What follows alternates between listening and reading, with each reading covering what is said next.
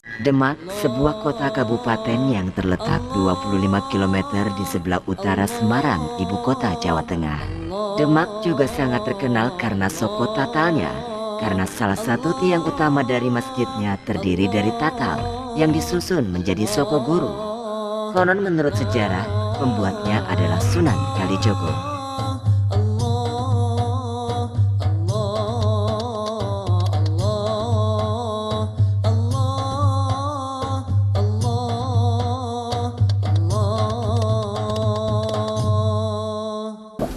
Perkenalkan. Assalamualaikum warahmatullahi wabarakatuh. Waalaikumsalam warahmatullahi wabarakatuh. Bismillah, alhamdulillah, wassalatu wassalamu ala rasulillah wa ala alihi wa sahbihi wa mawalah, amma ba'du. Yang saya muliakan dan dimuliakan oleh Allah Subhanahu wa Ta'ala, Habib Hamid, dan kepada Zairin Zairat semuanya yang saya cintai, perkenankanlah saya adalah Fatur Rahman bin Nur Hamid bin Datuk Magdinsan. Memang kakek saya adalah Datuk karena beliau ketika pada zaman Belanda di bawah Belanda sampai keluar Jawa, akhirnya ke Brunei sampai meninggal di Brunei. Jadi istilah perjuangan kakek saya di sini sebagai kuncen atau semuanya amanah dari para pengurus Takmir Masjid Agung Demak sini. Perlu diketahui bahwa Syekh Maulana Maghribi ini adalah Ibrahim Hussein, karena Maghrib itu asalnya dari barat, tapi silsilnya dari Syekh Maulana Malik Ibrahim. Jadi Syekh Maulana Malik Ibrahim Al-Maghribi punya istri 3, diantaranya adalah anak daripada Syekh Subakir, yaitu dengan nama Siti Maryam. Nah, adapun Syekh Maulana Maghribi adalah termasuk salah satu daripada gurunya Raden Abdul Fattah Al-Akbar Sayyidin Panotogomo atau Raden Fattah. Memang Maghribi, Syekh Maulana Maghribi ini banyak sekali karena untuk melabui, yaitu pada zaman dulu, pada zaman Belanda, biar orang Belanda tidak tahu. Semuanya Maghrib itu ada yang dari Yaman, ada yang dari Pakistan, semuanya ikut memperjuangkan agama Islam khususnya di tanah Jawa.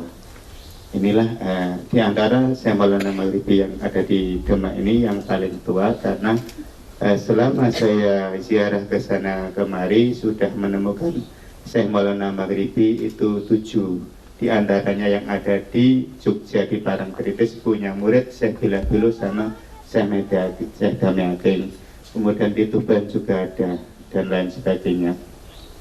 Bahwa Raden Fattah adalah raja yang pertama, yaitu dari Brawijaya. Sebenarnya Brawijaya itu pada waktu itu sudah masuk Islam, akan tetapi beliau biar murid apa itu namanya rakyat tidak tahu, dia sehingga ditutupi.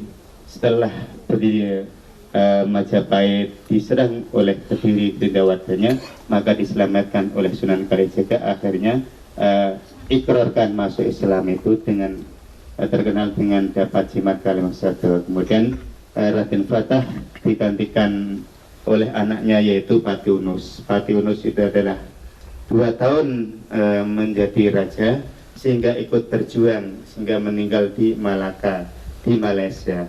Saya sudah pernah ke sana, bahkan di sana ada makamnya Syekh Ismail, keturunan Syekh Abdul Qadir Jilani radhiyallahu anhu yang ke-9 di Pulau Besar. Makamnya sekitar 15 meter panjangnya.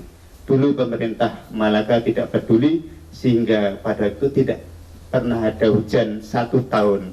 Sehingga sekarang peduli dengan makam itu, dan barang siapa yang ikut ziarah ke situ sekarang sudah dijamin. Artinya diberi makan, dihormati di situ. Itu di Malaka. Kemudian digantikan oleh Sultan Trenggono. Sultan Trenggono raja yang ketiga, sekitar 25 tahun beliau menjadi raja. Dan digantikan oleh yaitu menantunya yaitu Karebet atau Joko Tingkir atau Hadi Wijoyo, sehingga pindah ke Pajang. Nah, Demak ini kesederhanaan beliau Raden Fattah ini, tidak ada kerajaan. Bagi saya Raden Fatah ini ijma Rasulullah Muhammad Sallallahu Alaihi Wasallam, tidak punya kerajaan. Rasul setelah Bani Abbasiyah, Bani Umayyah baru punya kerajaan. Rasulullah Demak pun demikian. Setelah Raden Fatah di Patunus kemudian ke Trenggono, baru pindah ke Pajang, Solo baru timbul kerajaan.